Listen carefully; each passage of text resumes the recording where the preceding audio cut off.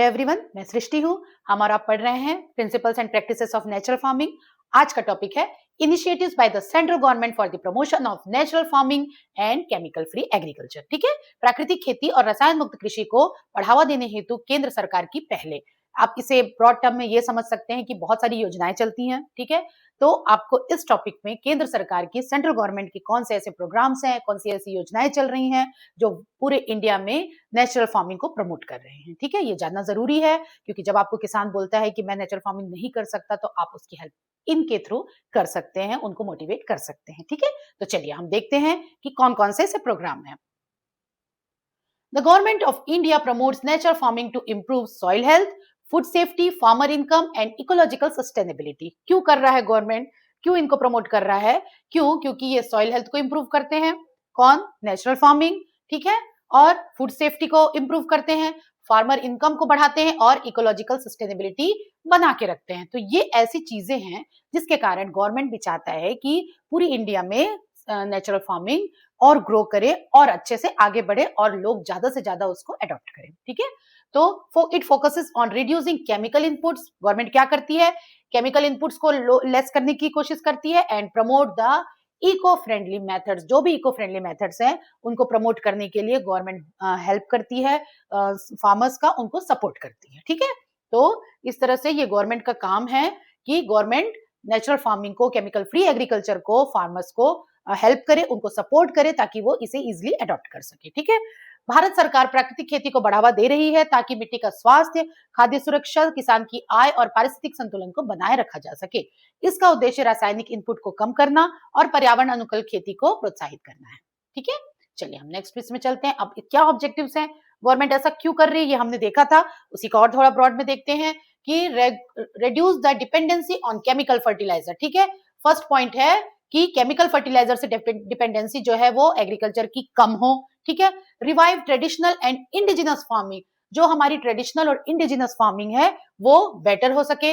जो बहुत सारे ट्रेडिशनल मेथड्स हैं वो अब खत्म हो चुके हैं। गवर्नमेंट को कोशिश कर रही है कि इन मेथड्स को फिर से जीवित किया जा सके, फिर से किसान उन मेथड्स को अप्लाई करें, ताकि क्योंकि वो सारे मेथड्स जो थे वो नेचुरल फार्मिंग से रिलेटेड थे। ठीक है, तो इसलिए ट्रेडिशनल और इंडिजिनस मेथड्स को फिर से प्रमोट करने के लिए गवर्नमेंट हेल्प करती है फार्मर्स का। ठीक है, conserve soil and water. Obviously natural farming क्या होता है, हमेशा वाटर और सॉइल कंजर्व करता है, तो इस जब नेचुरल फार्मिंग को गवर्नमेंट सपोर्ट करेगी तो सॉइल एंड वाटर कंजर्वेशन को भी सपोर्ट करेगी। ठीक है, फोर्थ है increase income through low cost methods. आप जानते हैं कि नेचुरल फार्मिंग जो है एक लो कॉस्ट एग्रीकल्चर सिस्टम है, तो अगर नेचुरल फार्मिंग कोई भी फार्मर अप्लाई कर रहा है तो ऑब्वियसली उसका कॉस्ट ऑफ प्रोडक्शन कम होगा, और जब कॉस्ट ऑफ प्रोडक्शन कम होगा तो फार्मर्स इनकम बढ़ेगा। ठीक है, तो ये हो गए ऑब्जेक्टिव्स जिसके कारण गवर्नमेंट क्या है, नेचुरल फार्मिंग को प्रमोट कर रही है। इसको हिंदी में पढ़ते हैं। उद्देश्य रासायनिक खादों पर निर्भरता कम करना, पारंपरिक और देशज खेती को पुनर्जीवित करना, मिट्टी और जल का संरक्षण करना, कम लागत से आय को बढ़ाना। ठीक है, अब कौन कौन से ऐसे इनिशिएटिव्स है, या हम बोल सकते हैं कि कौन कौन से ऐसे प्रोग्राम्स हैं जो गवर्नमेंट अप्लाई कर रही है, पूरे इंडिया में चल रहे हैं ऐसे प्रोग्राम्स जिससे हम नेचुरल फार्मिंग को या केमिकल फ्री एग्रीकल्चर को हम प्रमोट कर सकते हैं। ठीक है, फर्स्ट है भारतीय प्राकृतिक कृषि पद्धति। ठीक है, सेकंड है परंपरागत कृषि विकास योजना। ठीक है, थर्ड है Namami Gange. Okay, agro forestry, national mission on sustainable agriculture NMSA, zero budget natural farming ZBNF, ये तो हम पढ़ चुके हैं। ठीक है, तो कुल मिला के इस वीडियो में हम ये 6 जो योजनाएं हैं इनके बारे में हम पढ़ेंगे। कौन कौन से हैं ये एक बार हम रिपीट करते हैं, नाम ही पहले याद कर लीजिए ताकि आप आंसर जब लिखो, जब आपका नाम करेक्ट होगा तभी तो आप इंटरनल आप कंटेंट बेटर लिखोगे, है ना। तो भारतीय प्राकृतिक कृषि पद्धति फर्स्ट, परंपरागत कृषि विकास योजना second, Namami Gange third, agro forestry fourth, national mission on sustainable agriculture 5 and last है जीरो बजट नेचुरल फार्मिंग। ठीक है, तो ये 6 जो योजनाएं हैं, जो प्रोग्राम्स हैं, इनके नाम याद रखिए, फिर हम एक एक प्रोग्राम को थोड़ा सा डिटेल में जानते हैं। ठीक है, फर्स्ट है भारतीय प्राकृतिक कृषि पद्धति। ठीक है, ये कब से स्टार्ट हुआ है? 2021 से 2021 से स्टार्ट हो गया है ये। ठीक है, it supports 100% natural farming, cow based bio inputs को प्रमोट करता है ये सिस्टम, ये प्रोग्राम। मॉडल क्लस्टर फॉर्म किए जाते हैं और उनको नेचुरल फार्मिंग के लिए प्रमोट करते हैं। It provides financial aid for training के लिए ये फाइनेंशियल असिस्टेंस देता है। कौन सा प्रोग्राम? BPKP, भारतीय प्राकृतिक कृषि पद्धति। ओके, तो ये पहली योजना है परंपरागत कृषि विकास योजना पीके वाईवी के अंतर्गत 2020-21 में शुरू हुआ था। ठीक है, इसके अंतर्गत ही ये योजना शुरू हुई थी। ये जो है ये पुरानी योजना है जो कि 2015-16 से चल रही है। तो इसी के अंतर्गत 2020-21 से ये नई योजना शुरू हुई, भारतीय प्राकृतिक कृषि पद्धति। ठीक है, इसमें क्या होता है, 100% प्राकृतिक खेती को समर्थन दिया जा रहा है, गौ आधारित जैविक घोलों को बढ़ावा दिया जा रहा है, मॉडुलर क्लस्टर बनाए जा रहे हैं और प्रशिक्षण हेतु वित्तीय सहायता दी जा रही है। ठीक है, तो ये हो गया फर्स्ट भारतीय प्राकृतिक कृषि पद्धति। ओके, ये ऐसा प्रोग्राम है जो नेचुरल फार्मिंग को बहुत बहुत हद तक सपोर्ट कर रहा है। अब सेकेंड है PKVY, जिसके बारे में हम परंपरागत कृषि विकास योजना। ये कब से है, 15-16 से चल रहा है। इसमें क्या होता है, cluster based organic and natural farming की जाती है। ठीक है, 15,000 पर हेक्टेयर के हिसाब से शुरू के 3 साल तक फाइनेंशियल असिस्टेंस दिया जाता है किसानों को। It promotes composting and bio fertilisers. ठीक है, it encourage local resource cycling. ठीक है, ये ऐसी योजना है जो बहुत समय से चल रही है, आप सब जानते होंगे। ठीक है, तो ये इसमें 50,000 पर हेक्टेयर के हिसाब से फाइनेंशियल असिस्टेंट दिया जाता है, कंपोस्टिंग और फर्टिलाइजर को बनाने के लिए प्रमोट किया जाता है और लोकल रिसोर्स रिसाइकलिंग पे जोर दिया जाता है। ठीक है, एक फार्म का जो आउटपुट है, एक फार्मिंग सिस्टम का आउटपुट दूसरे फार्मिंग सिस्टम के इनपुट के जैसे काम आए और इस तरह से रिसोर्स की रिसाइकलिंग हो, ये इसका एक मोटो होता है। ठीक है, ये हो गया PKYV, परंपरागत कृषि विकास योजना 2015-16 से शुरू की गई योजना है। इसमें क्या होता है, क्लस्टर आधारित जैविक और प्राकृतिक खेती को बढ़ावा दिया जाता है। 3 वर्षों तक 50,000 प्रति हेक्टेयर के हिसाब से सहायता दी जाती है। कंपोस्टिंग और जैव उर्वरकों को बढ़ावा दिया जाता है। ठीक है, अब है नमामि गंगे। नमामि गंगे क्या प्रोजेक्ट है, जो रिवर है हमारी गंगा, उसका जो बेसिन है, ठीक है, ये रिवर गंगा है, तो इसके जो बेसिन एरिया में एग्रीकल्चर को इस तरह से प्रमोट किया जाता है कि ये 100% नेचुरल हो। ओके, 10,000 फार्मर्स को ट्रेन किया गया है chemical free farming along the Ganga basin. यही है आपके नमामि गंगे का प्रोजेक्ट। ठीक है, किसने किया है, national mission to clean Ganga. ये एक मिशन है, national mission to clean Ganga, इसके तहत ही नमामि गंगे प्रोजेक्ट स्टार्ट हुआ और इसमें जो गंगा बेसिन में जो जितने भी फार्मर्स हैं उनको हेल्प किया जा रहा है, असिस्टेंस दिया जा रहा है, उनको ट्रेनिंग दी जा रही है कि आप वहां पे केमिकल फ्री एग्रीकल्चर करिए। क्यों, क्योंकि केमिकल फ्री एग्रीकल्चर के वहां पे 2 फायदे होंगे। एक तो ये होगा कि जो वाटर है गंगा का, ये वाटर जो है वो पॉल्यूट होने से बच जाएगा। क्यों, क्योंकि आसपास आपने केमिकल यूज नहीं किया। जब आपने केमिकल यूज नहीं किया तो जो पानी है वो नेचुरली रहेगा, उसमें पॉल्यूटेंट नहीं जा पाएंगे।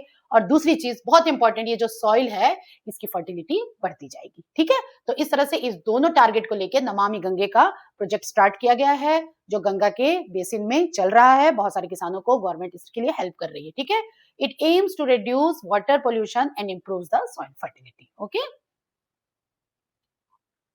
नमामि गंगे, गंगा नदी के किनारे रसायन मुक्त खेती को बढ़ावा दिया जा रहा है। इसके लिए 10,000 किसानों को प्रशिक्षण दिया गया है। NMCG द्वारा संचालित है। इसका उद्देश्य जल प्रदूषण घटाना और मिट्टी की उर्वरता को बढ़ाना। फिर है एग्रो फॉरेस्ट्री। एग्रो फॉरेस्ट्री में क्या होता है, आप जानते हैं, एग्रो फॉरेस्ट्री में एग्रो और फॉरेस्ट्री का समेशन है ये। ठीक है, तो इसके तहत एक मिशन चल रहा है, सब mission on agro forestry, SMAF। ठीक है, इसमें क्या किया जाता है, trees, crops plus live stock, ये तीनों का समेशन होता है। किसमें, एग्रो फॉरेस्ट्री सिस्टम्स, किसके लिए, नेचुरल फार्मिंग को बढ़ावा देने के लिए जो किया जा रहा है। ठीक है, it integrates trees with crops and live stock. Okay, it increases biodiversity and carbon storage. Trees रहेंगे तो ऑब्वियसली बायोडाइवर्सिटी बढ़ेगी और कार्बन स्टोरेज सॉइल की बढ़ेगी, एनवायरनमेंट की कार्बन स्टोरेज कम होगी। ठीक है, farmers receive planting and technical support. Farmers को प्लांटिंग मटेरियल दिया जाता है ट्रीज लगाने के लिए और उनको टेक्निकल असिस्टेंस दिया जाता है, उनको ट्रेन किया जाता है ताकि वो बेहतर तरीके से ट्रीज लगाएं और उसके साथ क्रॉप और लाइव स्टॉक का इंटीग्रेशन कर सकें। ओके, तो ये हो गया आपका एग्रो फॉरेस्ट्री। हिंदी में हम देखते हैं कृषि वानिकी।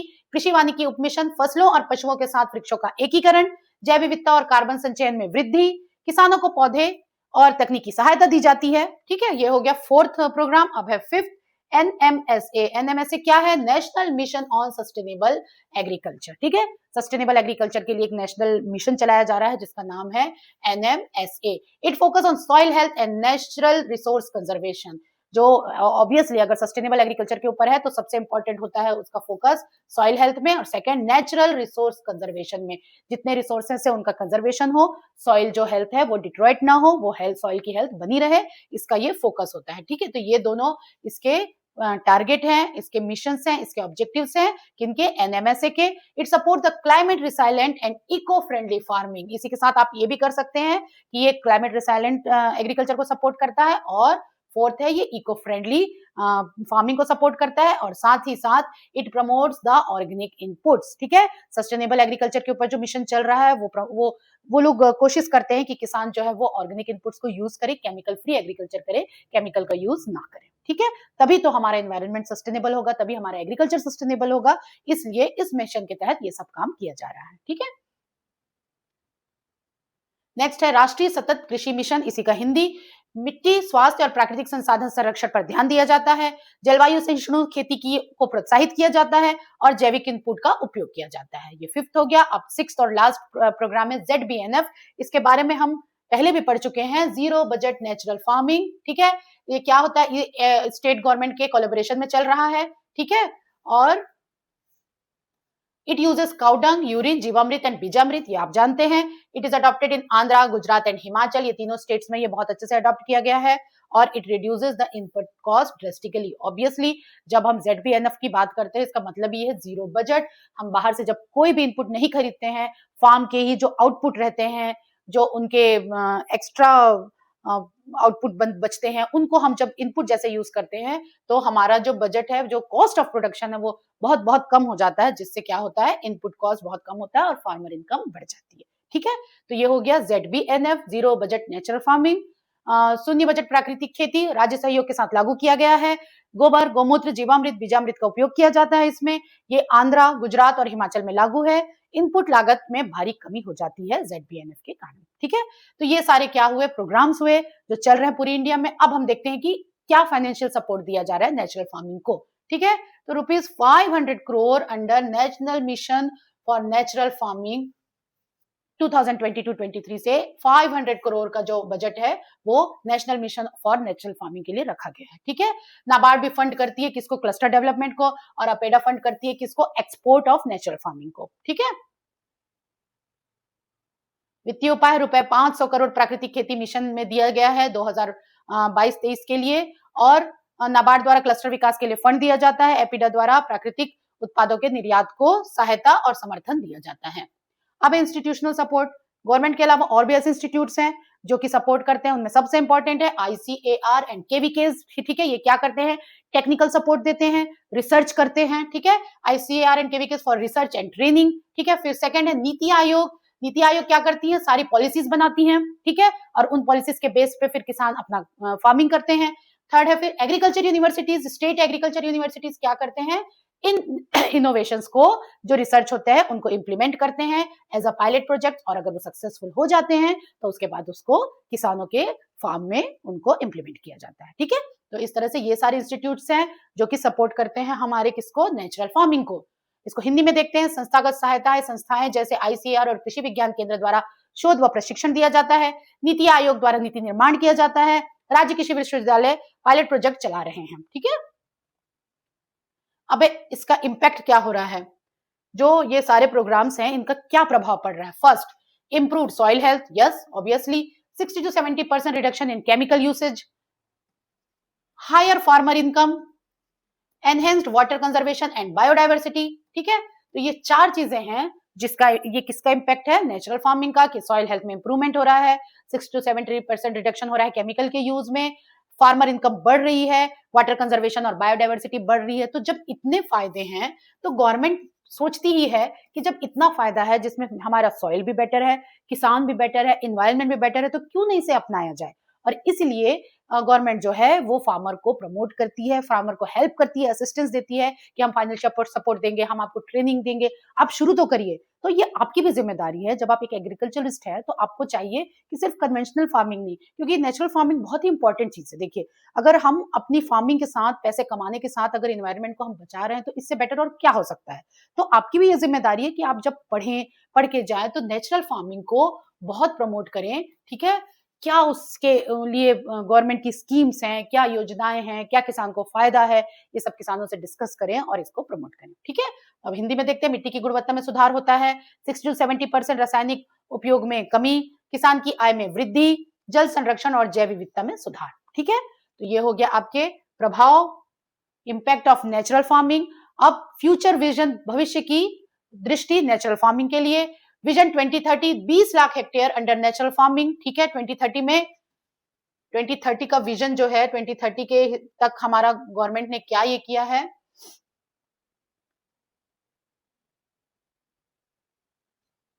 20 lakh hectares under natural farming. ठीक है, second, focus on climate smart zero chemical farming. ठीक है, promote rural youth participation and innovation. ये 3 बहुत इंपॉर्टेंट पॉइंट्स है जो इस विजन में ऐड किया गया है गवर्नमेंट के द्वारा कि हमको पूरी इंडिया में 20 लाख हेक्टेयर नेचुरल फार्मिंग के अंतर्गत जमीन होनी चाहिए। ठीक है, उस नेचुरल फार्मिंग में खेती होनी चाहिए। Focus is on climate smart zero chemical farming. ऐसी खेती को बढ़ावा दिया जा रहा है जो क्लाइमेट रिसाइलेंट हो, क्लाइमेट स्मार्ट हो और जीरो केमिकल हो फार्मिंग हो, और रूरल यूथ का पार्टिसिपेशन को एक्टिवली वो उसमें पार्टिसिपेट करे, इस चीज को भी ध्यान रखा जा रहा है। और नए जो इनोवेशंस हैं उन इनोवेशंस को अप्लाई करे अपने फार्मिंग में। ठीक है, तो 2030 की दृष्टि है 20 लाख हेक्टेयर भूमि प्राकृतिक खेती के अंतर्गत, जलवायु स्मार्ट रसायन मुक्त खेती पर फोकस, ग्रामीण युवाओं की भागीदारी और नवाचार को प्रोत्साहन। ठीक है, तो ये फ्यूचर विजन है गवर्नमेंट का नेचुरल फार्मिंग के लिए। ठीक है, समझ गए आप? चलिए, अब इस पूरे वीडियो का कंक्लूजन क्या निकलता है? The central governments efforts make a shift towards sustainable and ecological agriculture through policy, funding and training support. ठीक है, जो सेंट्रल गवर्नमेंट है वो अपनी पूरी कोशिश कर रही है शिफ्ट करने के लिए एग्रीकल्चर को towards sustainable and ecological agriculture. ठीक है, और इसके लिए गवर्नमेंट क्या कर रही है? पॉलिसी बना रही है, फंडिंग कर रही है और ट्रेनिंग सपोर्ट भी दे रही है। ठीक है, अभी बहुत सारे प्रोग्राम्स चल रहे हैं, वर्कशॉप्स होते हैं, सेमिनार्स होते हैं नेचुरल फार्मिंग के ऊपर।